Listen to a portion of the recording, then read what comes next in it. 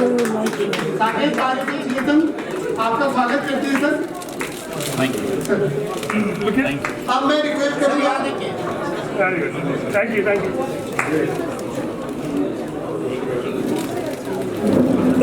अब मैं रिक्वेस्ट करूँगा रणधीर लाल जी से और विजय प्रताप जी से कि हमारे प्रधान जी राजपाल कसाना जी का स्वागत करें, बुके देकर उसको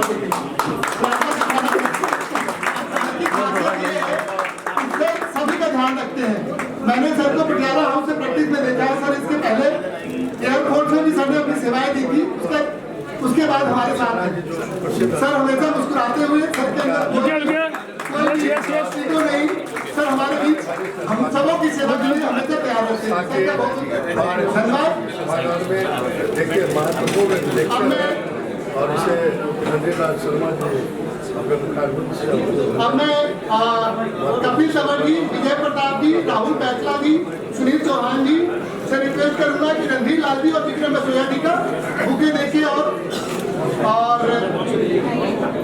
पहले रणधीर मैं रिक्वेस्ट करता हूँ कपिल तंवर जी से और विजय प्रताप जी से रणधीर लाल जी का स्वागत करें।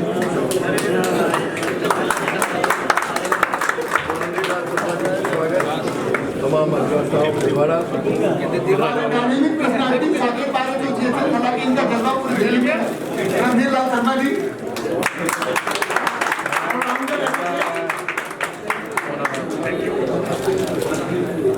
अब मैं रिक्वेस्ट करूंगा राहुल बैचला जी से, सुनील चौहान जी से कि विक्रम बसोया जी का स्वागत करें, बुके देके और सवाल देके। विक्रम बसोया जी हमारे डायनेमिक एडवोकेट भाई भी हम लोगों के लिए हमेशा खड़े रहते हैं, इनका बहुत बहुत स्वागत कि हमारे बीच आए।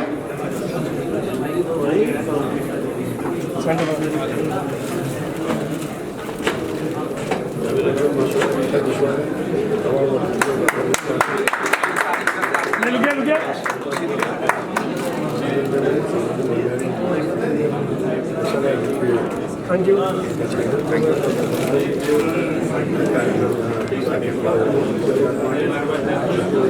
अब मैं रिक्वेस्ट करूंगा अविनाश जयसवाल से और निखिल चौहान।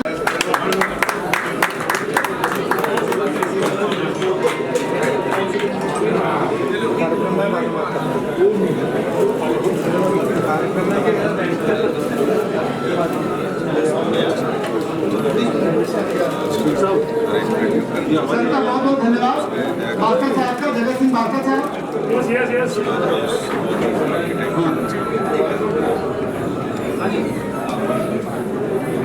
जगत सिंह बादशाह साहब का बहुत बहुत धन्यवाद, हमारे बीच हैं, उनका हार्दिक स्वागत है। अब मैं रिक्वेस्ट करूँगा इंदू मैडम से कि बुके देके देव प्रकाश कौशिक जी का स्वागत करें। देव प्रकाश कौशिक जी मेहनती आए, हमेशा ये कोर्ट में दिखाई देते हैं हमारे भाई। रखिए कौशिक साहब। हाँ जी आइए। सर हमारे गुरुजी हैं।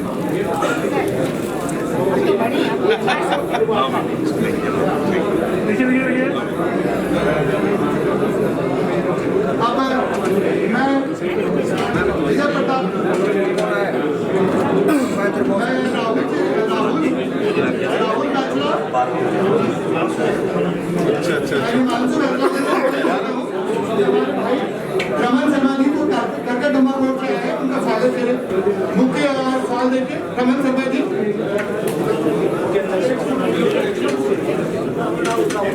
एक सेक्रेटरी एक सेक्रेटरी हमारे भाई रमन शर्मा जी। मेरे को लगता है दिल्ली में प्रैक्टिस करने वाले सारे भाई रमन शर्मा जी को जानते ही हैं और इनकी तेज तरार छवि किसी की छुपी नहीं है। जब भी किसी को जरूरत हो रमन शर्मा जी हमारे साथ खड़े रहते हैं और सोशल मीडिया पे भी ज्यादा एक्टिव रहते हैं रमन शर्मा भाई। इनका हार्दिक स्वागत है। साकेत बार एसोसिएशन में आए, इन्होंने अपना कीमती समय निकाला। सिस्टर एडवोकेट इंदू रंजन से रिक्वेस्ट करूंगा एडवोकेट रुबीना मैडम का स्वागत करें। रुबीना मैडम हमारी guardian senior advocate Rubina madam,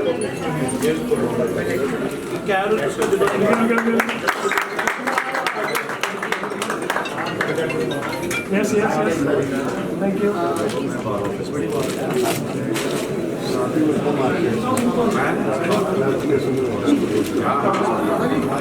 हमारे साकेत बार एसोसिएशन के ट्रेजरर विजय अरोड़ा मैडम, लुकिया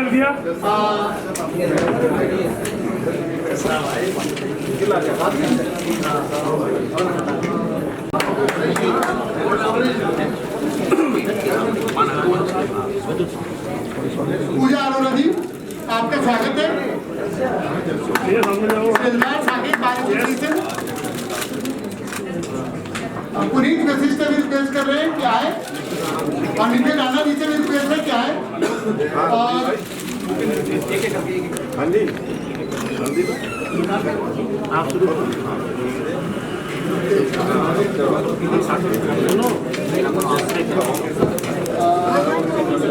भगवान जी से रिक्वेस्ट है कि कृपया हितेश बरकला जी का स्वागत करें। हितेश बरकला जी, Yes. Yeah. हितेश बरकला जी, बुद्धिमती शाह मैडम का भी स्वागत है।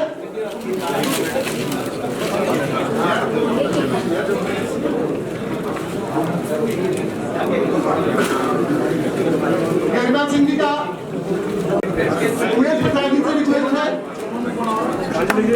क्या है। One more. इंदु मैडम से रिक्वेस्ट है कि उमेश बाबू का स्वागत करें। Active senior member Saket bar association.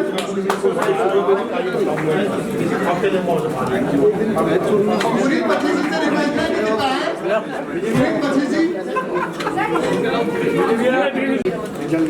हमारे बीच हमारी सिस्टर गरिमा सिंह है, उनसे भी रिक्वेस्ट है उनका भी स्वागत करें। इंदु मैडम, गरिमा सिंह का भी स्वागत करें। लो बड़ा था यार। भाई को पीछे जाओ। विक्रम में जुड़ी अगर है मौजूद, Yes. उनसे रिक्वेस्ट है कि आगे है। Sir Vikram Baduri, thank you member library Saket bar association. हो जाता है वो। रितु मिश्रा जी का हार्दिक स्वागत है। बुद्धिमती झा जी का हार्दिक स्वागत है। मैम हमारे प्लीज सोम वर्मा सर भी है, उनका भी हार्दिक स्वागत है।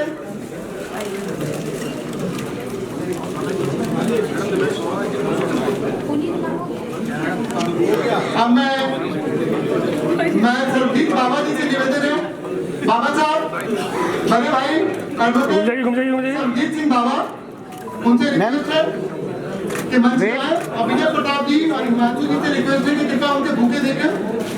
बाबा साहब,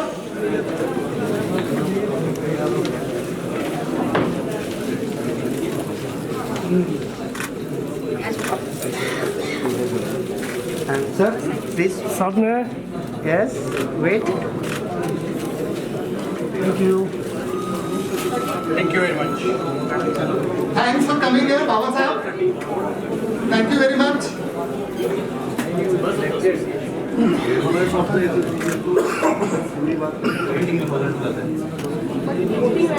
वोटिंग राइट वाले 6,000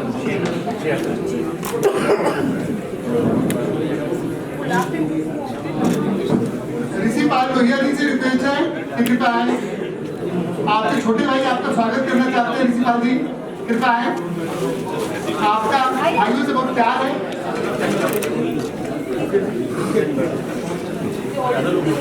सुनील चौहान जी ऋषि पाल लोहिया जी का स्वागत कर रहे हैं। वेट सर सर वेट हाँ जी सर सर गणेश पाल जी का रिक्वेस्ट है कि कृपया मंच पे आए। और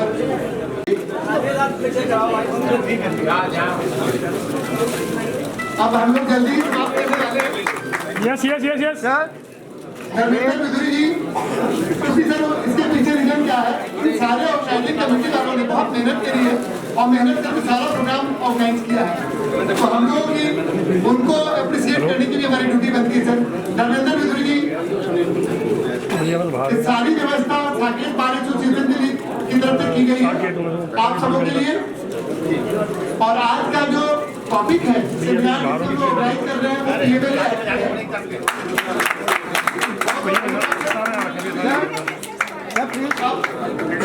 ये सारे बाहर रखें भैया।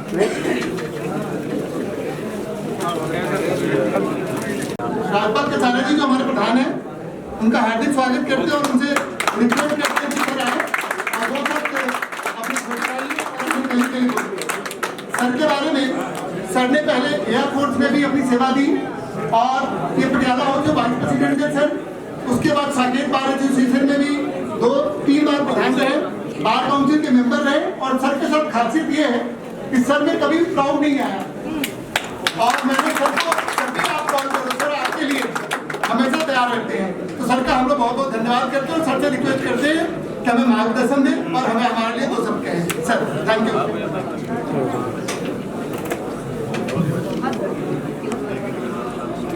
भाई और बहनों, सर्वप्रथम मैं अपने अतिथि Abhimanyu Bhandari ji senior advocate supreme court का स्वागत करता हूं और उनका आभार व्यक्त करता हूं कि उन्होंने अपने बिजी शेड्यूल में से साकेत डिस्ट्रिक्ट कोर्ट के लिए समय निकाला और PMLA एक्ट पर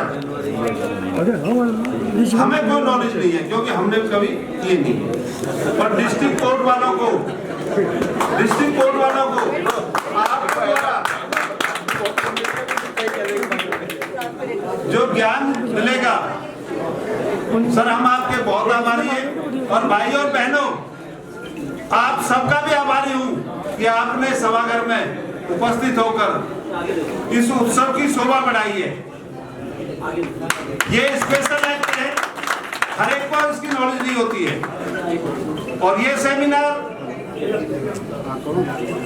हमारी विजय प्रताप टीम ने ऑर्गेनाइज करा, उनको भी मैं धन्यवाद देता हूँ। शॉर्ट ड्यूरेशन को उन्होंने करा है। आपका ज्यादा समय ना लेते हुए मैं एक ही रिक्वेस्ट करता हूँ कि भारत माता की जय बोल दे। भारत माता की, भारत माता की, भारत माता की। भरा नहीं है भावों से बहती जिसमें रसधार नहीं, हृदय नहीं है पत्थर है जिसमें स्वदेश का प्यार नहीं। हमारे प्रधान जी आपका बहुत बहुत धन्यवाद। प्रधान जी मैं ये कहना चाहता हूँ कि आज हम लोग पहली बार PMLA पे कोई सेमिनार ऑर्गेनाइज कर रहे हैं और सेमिनार के बाद हमारे यहाँ कोई PMLA की कोर्ट नहीं है, तो हम लोग रिक्वेस्ट भी करने वाले हैं कि PMLA की कोर्ट भी हमारे यहाँ आ जाए इस सेमिनार के बाद। तो प्रधान जी को हम लोग एक रिप्रेजेंटेशन भी देंगे कि PMLA की कोर्ट, हाँ यही करेंगे PMLA। अब हमारे बीच हमारे chief guest senior advocate Abhimanyu Bhandari ji हैं, उनके बारे में मैं 2 शब्द, हालांकि 2 शब्द बहुत कम ही होंगे उनके लिए, लेकिन मैं कुछ जो उनके बारे में जानता हूं मैं बताना चाहता हूं आप लोगों को। सर ने LLB यूनिवर्सिटी ऑफ बकिंघम से की थी LLB, उसके बाद सर ने MPhil ऑक्सफोर्ड यूनिवर्सिटी से करी। उसके बाद सर 2001 में BCD में इनरोल हुए, हालांकि सर ने 2006 में इंग्लैंड और वेल्स और सुप्रीम कोर्ट ऑफ इंग्लैंड से भी वकालत करी। उसके बाद सर 14 अगस्त 2024 को सीनियर एडवोकेट डिजिग्नेटेड हुए और सुप्रीम कोर्ट के द्वारा, और सर ने सिविल साइड और क्रिमिनल साइड दोनों ही वकालत करी है। और तो सर से रिक्वेस्ट है कि कृपया आए और आज जो हमारा टॉपिक है उस पर हम सब लोगों का मार्गदर्शन करें। Abhimanyu Bhandari ji senior advocate, welcome sir. Welcome आप सबों को, आपका हम लोग हार्दिक स्वागत करते हैं। अभिमन्यु भंडारी सर। दिल्ली के साकेत कोर्ट में साकेत बार एसोसिएशन की ओर से prevention of money laundering act यानी PMLA पर एक विशेष लेक्चर का आयोजन किया गया। मौजूदा समय में मनी लॉन्ड्रिंग से जुड़े मामलों और जांच एजेंसियों की बढ़ती भूमिका को देखते हुए इस विषय को लेकर वकीलों और लॉ स्टूडेंट्स के बीच खास रुचि देखने को मिली। सेमिनार का उद्देश्य PMLA के कानूनी प्रावधानों, उसके व्यावहारिक इस्तेमाल और इससे जुड़ी चुनौतियों को बेहतर तरीके से समझाना था। मुख्य वक्ता सुप्रीम कोर्ट के सीनियर एडवोकेट अभिमन्यु भंडारी ने PMLA के पूरे ढांचे पर विस्तार से बात की। उन्होंने बताया कि ये कानून किस तरह मनी लॉन्ड्रिंग और अंतर्राष्ट्रीय आर्थिक अपराधों से निपटने के लिए बनाया गया है। साथ ही उन्होंने ये भी स्पष्ट किया कि जांच एजेंसियों की शक्तियों और नागरिक अधिकारों के बीच संतुलन बनाए रखना बेहद जरूरी है। उन्होंने हालिया न्यायिक फैसलों का जिक्र करते हुए पीएमएलए की व्याख्या को सरल शब्दों में समझाया। सेशन के बाद मुख्य वक्ता सुप्रीम कोर्ट के सीनियर एडवोकेट अभिमन्यु भंडारी क्या कुछ बोले, सुनिए। लॉ है जहाँ जूरिस्प्रूडेंस अभी ग्रो हो रहा है और आपको मालूम है कि ये काफ़ी कंट्रोवर्शियल लेजिस्लेशन भी है, क्योंकि काफ़ी लोग कहते हैं कि इसका काफ़ी मिसयूज़ हो रहा है। तो इसमें लॉयर का रोल बहुत ज़रूरी है। एक लॉयर को अपने क्लाइंट को सही से डिफेंड करना चाहिए और जो कॉन्स्टिट्यूशनल इश्यूज़ हैं उसको उठाना चाहिए। तो इस एरिया ऑफ लॉ पे इसीलिए इतना इंटरेस्ट है और इतने वकील आ जाएंगे। अच्छा, इस अधिनियम में और क्या क्या बदलाव हो सकते हैं? कई बार सवाल ये निशान भी उठते हैं, इसको लेकर क्या कुछ कहना चाहिए? ये कानून जब से आया है तब से मोर देन 10 अमेंडमेंट हो चुके हैं इस कानून में। वो अमेंडमेंट्स सुप्रीम कोर्ट में चैलेंज हुए थे, बट सुप्रीम कोर्ट ने एक डिसीजन में उन अमेंडमेंट्स को अपहोल्ड किया। बट उस डिसीजन का भी रिव्यू पेंडिंग है और उस रिव्यू में मालूम पड़ेगा कि ये अमेंडमेंट्स सही हैं कि गलत हैं। अभी तो ऑफकोर्स वैलिड है, सुप्रीम कोर्ट का जो जजमेंट है उसके अनुसार। बट काफ़ी इश्यूज़ हैं जो एज वकील हम सोचते हैं कि सुप्रीम कोर्ट को कंसिडर करना चाहिए इन अमेंडमेंट्स को लेकर। इस मौके पर वरिष्ठ अधिवक्ता और साकेत बार एसोसिएशन के अध्यक्ष राजपाल कसाना जी बोले, पीएमएलए आज के समय में सबसे ज्यादा चर्चा में रहने वाले कानूनों में से एक है। उन्होंने बताया कि आर्थिक अपराधों पर रोक लगाने के लिए ये कानून जरूरी है, लेकिन इसके कुछ प्रावधानों को लेकर वकीलों के सामने व्यावहारिक दिक्कतें भी आती है, खासकर जमानत और ट्रायल के शुरुआती चरणों में। ऐसे सेमिनार बार और बेंच के बीच समझ को मजबूत करते हैं। सेशन को लेकर राजपाल कसाना क्या बोले, सुनिए। राजपाल जी क्या कहेंगे? आज कोर्ट में इतने वकील इकट्ठे होकर आज जो हुआ है प्रोग्राम, क्या कहेंगे? सर्वप्रथम मैं सीनियर एडवोकेट अभिमन्यु भंडारी जी का शुक्रिया अदा करता हूँ। उन्होंने अपना कीमती समय निकाला और इस बार के मेंबरों को पीएमएलए के बारे में अवगत कराया, क्योंकि पीएमएलए एक स्पेशल एक्ट है। इसमें बेल का प्रोविज़न भी इतना ईजी नहीं है। तो हम सबको नॉलेज दी है, हम उनके बहुत आभारी हैं और हर महीने इस तरह के सेमिनार हम करते रहेंगे अपनी बार में, जिससे कि यंगस्टरों का ज्ञान बढ़े और उनको एक नॉलेज आए और लॉ का अच्छी तरह से एप्लीकेशन है। पीएमएलए एक्ट को लेकर कई अधिनियम हो चुके हैं, साबित हो रहा है। पीएमएलए में वकीलों के लिए दूसरे विदेशों की तरह नहीं है। अगर दूसरे विदेशों में ये होता है कि भाई अगर वकील साहब को फीस जो है ऑर्गेनाइज क्राइम के पैसे से दी है तो वकील साहब भी उसकी कैटेगरी में आ जाते हैं। यहाँ इंडिया में ऐसा नहीं है, क्योंकि पीएमएलए में मनी लॉन्ड्रिंग का है, मनी को साइपर करने का, दूसरे तरीके में करने का ये है। इस एक्ट के कितने की जो मनी लॉन्ड्रिंग का मामला होता है उसमें आप गिरफ्तारी करवा सकते हैं यार? देखो, एक्ट तो 10,000 के लिए एप्लीकेबल है, पर 1 करोड़ से कम में गिरफ्तारी करते नहीं है। 1 करोड़ से ऊपर होगा तभी गिरफ्तारी करते हैं। सर, पीएमएलए एक्ट के लिए हमेशा ये कहा जाता है कि ईडी की पावर्स उससे इंक्रीज हो रही हैं, लोगों को बेल मिलना बहुत मुश्किल हो जाता है और जेल में डालना बहुत आसान है। सुप्रीम कोर्ट के 4 जजमेंट जो आज बताए थे उनसे सुप्रीम कोर्ट ने ईजी कर दिया है, ईडी के ऊपर अंकुश लगा दिया है और ये ठीक कर दिया है। और सर, ये भी कहा जाता है कि जब से ये प्रिवेंशन हुआ है उसके बाद से पॉलिटिकल जो केसेस हैं वो बढ़ते जा रहे हैं पार्टी। देखो, ऐसा अगर किसी की कस्टडी बहुत ज़्यादा होगी है तो उसे बेल देने का हक मिल रहा है इसमें एक्ट में। ऐसा नहीं है कोई बेल है ही नहीं, इसमें कस्टडी का पीरियड देखा जाता है। वहीं कार्यक्रम में मौजूद अन्य अधिवक्ताओं ने कहा कि इस तरह के लेक्चर खासकर यंग लॉयर्स और लॉ स्टूडेंट्स के लिए काफी उपयोगी होते हैं। उनका मानना है कि पीएमएलए के मामलों में सबसे बड़ी चुनौती प्रक्रिया को समझना और क्लाइंट के अधिकारों की रक्षा करना होता है। सेमिनार में हुई चर्चा से उन्हें कानून के व्यावहारिक पहलुओं को समझने का मौका मिला। इस मुद्दे पर और क्या कुछ बोले अधिवक्ता, आइए सुनाते हैं। सर, आज जो सेशन हुआ है पीएमएलए को लेकर, उसे इस तरह के जो सेशंस होते हैं वो क्यों जरूरी है? देखिए, वैसे साकेत कोर्ट में तो एक इनिशिएटिव पहले भी लिया जा चुका है कि जो यंग लॉयर्स हैं उनको प्रोत्साहन मिले, और जुडिशरी की क्लासेस भी बार एसोसिएशन की तरफ से चालू हुआ था। और आज का जो प्रोग्राम था बहुत ही मार्मिक था। इससे खास करके यंग अधिवक्ताएं हैं और बुजुर्ग भी हैं, जो भी है सीनियर है, उनको भी सीखने का तो मिला ही है। और ख़ास करके जो यंग अधिवक्ता हैं इनको आज की जानकारी बहुत बढ़िया मिली है, और इससे ये लोग अपने लॉ के फील्ड में काफ़ी अपना योगदान कर सकते हैं। और ऐसे प्रोग्राम बार के तरफ से, खास करके बार और भी जितने भी सीनियर अधिवक्ता हैं, इन लोगों को इनिशिएटिव लेके इस प्रोग्राम को करना चाहिए। जैसे साकेत कोर्ट के अंदर साकेत बार एसोसिएशन के साथ में हुआ था, उसी तरह से अन्य भी डिस्ट्रिक्ट कोर्टें हैं अपने दिल्ली की, वहाँ पर भी इसका इनिशिएटिव लेना चाहिए। और ख़ास करके यहाँ पे देख रहे हैं कि जो मातृशक्ति महिलाओं का भागीदारी काफ़ी अच्छी रही है, और इस लॉ के फील्ड में महिला काफ़ी आगे बढ़ रही हैं। ये एक अच्छा सिग्नल है। कारण क्या है, आधी आबादी को न्याय तो मिला नहीं है, और ये जो इतने अभी जो अधिवक्ता, महिला अधिवक्ता जो यहाँ पे दिख रही हैं, ये अपने बल पे आई हैं। और अभी सरकार ने जो 30% BCD में किया, इवन बार काउंसिल के बार एसोसिएशन में भी 30% महिलाओं को जो प्रतिनिधित्व देने के लिए जो ऐसा कर रही है, सरकार भी तारीफ़ के काबिल है। लेकिन खास करके जो महिला है ना, अपने सेल्फ मेहनत और परिश्रम से ये आगे बढ़ के आई हैं, इनके लिए जोरदार ताली बजाना चाहिए।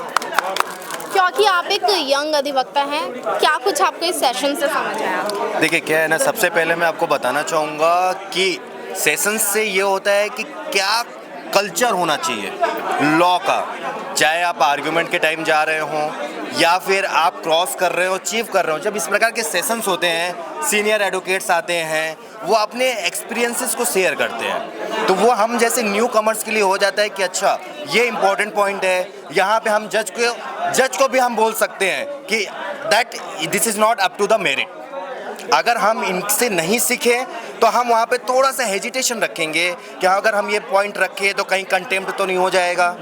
बट हम जब सीनियर एडवोकेट्स को सुनते हैं कोर्ट में, या ये इस प्रकार के सेशन से जब हमें एक नॉलेज दिया जाता है, इन्फ्लुएंस किया जाता है, तब हमें पता चलता है कि अच्छा ये पॉइंट हम रख सकते हैं with in the limitation, and ये मेरिट के अकॉर्डिंग अदरेंस होना चाहिए। ये जो सेशन हुआ स्पेशली यंग लॉयर्स के लिए था, तो ज़्यादा संख्या में यंग लॉयर्स मुझे दिखे भी। आप इसे लेकर क्या कहेंगे? देखिए, आज की यंग लॉयर्स, मैं सुनीता भास्कर, एडवोकेट साकेत कोर्ट से, ये कहना चाहती हूँ यंग लॉयर्स के लिए ये सेशन था, और यंग नहीं, सभी के लिए यूज़फुल था। आज यंग लॉयर्स बहुत परेशान हैं हर चीज़ को लेकर, लेकिन नॉलेज वहाँ सीनियर्स के साथ प्रैक्टिस करके ही आती है। तो ये सेशन हुआ है तो बहुत उनके लिए यूज़फुल रहा है। मैं बार काउंसिल ऑफ दिल्ली में इलेक्शन लड़ने के लिए आ रही हूँ, और यहाँ यंग लॉयर्स की बहुत सारी प्रॉब्लम्स है, जैसे सीट की प्रॉब्लम है, चैम्बर्स की प्रॉब्लम है, और सीनियर्स की प्रॉब्लम है। काफ़ी चीज़ें हैं कि ये लॉयर्स आते हैं और बहुत टाइम तक ये एक दूसरे सीनियर्स के अंडर में काम करते हैं, तो उनके लिए भी सारी सुविधाएं देने के लिए ये होना चाहिए कि कहीं ना कहीं उनके लिए सीट होनी चाहिए, चैम्बर्स होने चाहिए। तो ये सेशन बहुत अच्छा रहा है, यहाँ लर्निंग के लिए काफ़ी अच्छा उनको सीखने को मिला, हमें भी सीखने को मिला। मैम, पीएमएलए को एक स्ट्रिक्ट लॉ कहा जाता है, और जैसे कि आप और मैं, हम लोगों ने पढ़ा है तो हम जानते हैं, लेकिन आम जनता पीएमएलए को कैसे समझे? आम जनता को मैं बताना चाहती हूँ, आसान भाषा में आप डेफिनेशन दे दीजिए। आम जनता को मैं बताना चाहती हूँ कि जो भी इस तरह के केसेस आते हैं, तो एक तो जागरूकता लोगों में फैलानी चाहिए हमें कि भाई कोई भी ऐसी प्रॉब्लम आती है तो आप जागरूक रहें, कोर्ट में जाएं, थाने में जाएं, कंप्लेंट करें, फिर अच्छे से अच्छा लॉयर करें, तो कोर्ट में सारी वो मिलती है। ऐसा नहीं है कि न्याय नहीं मिलता है, न्याय मिलता है। तो लास्ट आज के सेशन का क्या कंक्लूजन है? इस तरह के सेशन साकेत कोर्ट हमेशा कराता रहता है। जब भी ऐसे कोई प्रॉब्लम्स आती हैं तो हमें आगे बढ़ के काम करना चाहिए, कंप्लेंट करनी चाहिए। ऐसे अगर केसेस आते हैं तो हमें घर में नहीं बैठना चाहिए। आम जनता से कहना चाहती हूँ कि घर में मत बैठिए, कंप्लेंट कीजिए, कोर्ट में आपको न्याय मिलेगा। ऐसा नहीं है कि न्याय नहीं है, थाने में भी न्याय मिलेगा, लॉयर्स के साथ जाइए, कोर्ट में भी न्याय मिलेगा। तो घर में मत बैठिए, दबाइए मत ऐसे केसेस को, यही मैं कहना चाहती हूँ। पीएमएलए को आप आसान भाषा में डिफाइन कर दीजिए। जैसा आपने पूछा prevention of money laundering act के बारे में, इसके अंदर ये प्रोविज़न किया गया है स्टैट्यूट में कि जो भी मनी लॉन्ड्रिंग के केसेस हैं इनको प्रिवेंट किया जाए, और अगर ये बाई चांस हो जाते हैं तो इनके ऊपर कड़ी सज़ा का प्रावधान भी है सरकार की तरफ से। आज का जो सेशन साकेत बार एसोसिएशन ने कुछ हमारे सीनियर्स के साथ सौजन्य से ये प्रोग्राम किया, बहुत बढ़िया था, और अभिमन्यु जी ने बहुत अच्छा हमारे को गाइड किया, और हम अब इस एक्ट के ऊपर और पढ़ेंगे ताकि हम फ्यूचर में इस एक्ट के ऊपर काम भी कर सकें। आज के सेशन को लेकर आप यंग जनरेशन, यंग लॉयर्स जो हैं उन्हें क्या संदेश देना चाहते हैं? यंग लॉयर्स को मैं कह रहा हूँ कि ये अभी इवॉल्विंग स्टेज है लीगल फील्ड की, तो उस चीज़ को मद्देनज़र रखते हुए आप सभी को जो स्पेशल एक्ट्स इनैक्ट कर रही है गवर्नमेंट, आप इनके ऊपर जाइए। और इसमें एक सबसे बड़ा बेसिक बेनिफिट यंग लॉयर्स को ये भी होगा, बीइंग न्यू एक्ट्स, इसमें आपको चीज़ें समझनी आसान है क्योंकि बहुत डिस्क्रिप्टिव है, और जब चीज़ें आप समझेंगे तो आप उनके अंदर प्रैक्टिस भी करेंगे, और बीइंग यंग लॉयर आपको क्लाइंट्स भी बहुत सारे मिलेंगे। ठीक है, थैंक यू मैम। पीएमएलए को हमेशा से स्ट्रिक्ट लॉ कहा गया है, लेकिन एक्चुअल क्या है ना, मैं एडवोकेट रुबीना यास्मीन, साकेत बार, मैंने 1992 में वकालत शुरू की थी। ये पीएमएलए एक्ट सन 2002 में आया था, और बोलिए मैम, आपका रिकॉर्ड। 2002 में ये एक्ट बना था, क्योंकि ऐसा था कि इस एक्ट को जब बनाया गया, वैसे तो पहले भी बहुत सारे मनी लॉन्ड्रिंग हुआ करते थे, ऐसा नहीं है, लेकिन एक स्पेशल एक्ट बनाने का मकसद ही यही था कि उसमें ये कवर हो जाए, लोगों को इजीली बेल मिल सके। इस एक्ट को लाने का मकसद ये था। उसमें एक मेजर एक इशू था कि मोर देन 1 करोड़ रुपए होना चाहिए, नॉट ए 1 करोड़ लेस। तो उसमें बेलें इजीली फिर मिलने लगी, एक्ट के सब क्लॉजेज उसमें आने लगे, और इसमें बड़े बड़े इंडस्ट्रीज़ के लोग ही हुआ करते थे, कोई छोटे व्यापारी तो होते नहीं थे। तो एक बेल मिली, एक डिफरेंट कोर्ट बना स्पेशल इसके लिए। और यंग जनरेशन के लिए क्या है कि जब नई नई चीज़ें आएंगी तो एक नया काम करने का मौका मिलेगा। ये सेमिनार कराने का मेन मकसद ये था कि जो हमारे न्यू कमर हैं उनको यही नहीं पता कि पीएमएलए एक्ट में भी हम काम कर सकते हैं, मेन जो था। और हाँ, जैसा कि मैंने बोला कि स्ट्रिक्ट लॉ लगता है। और मैम एक चीज़ और कि कुछ ईयर्स से देखा जा रहा है कि जब से पीएमएलए का प्रिवेंशन हुआ था तब से पॉलिटिकल लीडर्स के केसेस सबसे ज़्यादा बढ़े, तो इसका क्या मतलब है? या तो वो पीएमएलए का बेनिफिट उठा रहे हैं? मैम, ये तो मैंने क्या कहा कि लेस देन 1 करोड़ क्यों नहीं था। जितने पॉलिटिकल लीडर्स या बड़े मर्चेंट्स थे उन्हीं का तो ट्रांजैक्शन मोर देन 1 करोड़ था, छोटे लोगों का तो था ही नहीं। इसलिए इस एक्ट को बनाने का मकसद ही ये था कि वो उस एक्ट के थ्रू उनके जितने भी सब क्लॉजेज हैं उनको बेल मिल सके। पहले बेल नहीं मिला करती थी, ये लगता था कि इतना बड़ा अमाउंट और ट्रांजैक्शन हो गया, वो पता ही नहीं चला कि वो हवाला के थ्रू जाया करता था। अब क्या है कि ये एक्ट है, वो शो करना है कि हाँ जी ये अमाउंट कहाँ से आया, कहाँ नहीं आया, कहाँ जा रहा है। उसमें बीच का जो मीडिएटर है उसका ट्रांजैक्शन किसके थ्रू हुआ, कैसे हुआ, इसलिए ये एक्ट बना था। ये कोई बहुत बड़ा डिफ़िकल्ट लॉ नहीं है, बस समझने की बात है। और बड़े बड़े लोगों की बेलें हुई इसमें, ऐसा नहीं है। और एक हवा बना दी गई थी पीएमएलए एक्ट जब आया, तो जब लोगों ने इसमें वर्क करना शुरू किया और हमारे फेवर में जब जजमेंट पास होने लगा, जजेस को भी समझ में आया कि भाई एक नॉट ए हवाला अमाउंट, एक अमाउंट है, उसको कैसे इंटरप्रेट किया जाएगा, कैसे लाया जाए, तो इसलिए ये एक्ट था, बाकी और कुछ नहीं है।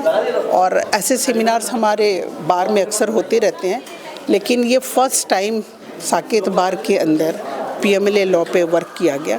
और हम लोग ये कह देते हैं ना कि हम बार काउंसिल के कैंडिडेट हैं, हम न्यू जनरेशन के लिए करेंगे। मैम, बहुत लोगों को ये नहीं पता कि बार काउंसिल एक स्टैट्यूटरी बॉडी है, ठीक है, और उस स्टैट्यूटरी बॉडी में जब हम इलेक्ट होके जाते हैं, I am also one of the candidate, जिसको ये फर्स्ट टाइम हिस्ट्री में 5 लेडी रिजर्व सीट हुई है 20%। तो इसमें क्या है ना मैम, वहाँ वर्क क्या है, हम किसी को काम नहीं दे सकते, हम क्या कर सकते हैं, एक रिप्रेजेंटेटिव बनकर वहाँ जाते हैं, एक आवाज़ बन सकते हैं सरकार को कि भाई हमारे नए बच्चों की ये प्रॉब्लम्स हैं, ये किया जा सकता है। उसके लिए क्या है, जैसे ये DLSA है, ये मुझे लगता है कि DLSA में अगर नए बच्चों को मौका दिया जाए तो एक बेसिक नीड उनकी पूरी होगी। जो लेस देन 3 इयर्स का जो कर रखा है, एक बैरियर लगा रखा है कि 3 इयर्स, आफ्टर 3 इयर्स के बाद ही आप DLSA जब में एज एन एडवोकेट काम कर सकते हैं। बहुत सारे काम हैं नए बच्चों को कराने के लिए, आप उनको बताओ, क्योंकि फ्रस्ट्रेशन शुरू हो जाती है नए बच्चों में, हम कुछ कर नहीं पाते हैं। तो हम लोग भी दिल्ली के अंदर आए फर्स्ट टाइम वकालत में, तब और अब में बहुत फ़र्क है, क्योंकि इतने सारे NCRs में इतने सारे प्राइवेट कॉलेजेस हो गए। तब रेगुलराइज कॉलेज थे, एक क्रीम आता था। अब क्या है कि रेगुलर क्लासेस नहीं है, बच्चों को बहुत सारी चीज़ें पता नहीं है। कुछ अच्छे कॉलेजेस हैं, उनको पता है कि हमको कैसे बच्चे लाने हैं। तो मैं ये कहूँगी कि आज का जो ये सेमिनार था बहुत यूज़फुल था, और बहुत young lawyer senior designate Abhimanyu Bhandari साहब 2002 में इनरोल्ड हो रहे हैं, 2016 में as a senior lawyer designate हो, तो कहीं ना कहीं कुछ काबिलियत तो है उनके अंदर। हम लोग 92 से हैं, तो एक वो चीज़ देखो, स्ट्रगल पीरियड तो प्रोफेशन में रहता है, ऐसा नहीं है, उसमें आपके ऊपर डिपेंड करता है कि आप क्या काम कर सकते हैं। और आज का प्रोग्राम हमारे लिए बहुत अच्छा था, और अगर मैं बनती हूँ बार काउंसिल मेंबर, तो मैं नए बच्चों को कहूँगी कि बहुत डिफरेंट फील्ड्स हैं जिसमें आप काम कर सकते हैं। Thank you very much. Thank you ma'am. कुल मिलाकर साकेत कोर्ट में आयोजित ये सेमिनार न सिर्फ एक अकादमिक चर्चा रहा, बल्कि PMLA जैसे सख्त और संवेदनशील कानून पर अलग अलग दृष्टिकोण सामने लाने का मंच बना। कानून के सही इस्तेमाल, संभावित सुधार और न्यायिक संतुलन जैसे मुद्दों पर हुई ये बातचीत वकीलों के लिए बेहद अहम मानी गई। देश विदेश की तमाम बड़ी खबरों के लिए देखते रहें किनी टाइम्स। वीडियो को लाइक करें, चैनल को सब्सक्राइब करना ना भूलें।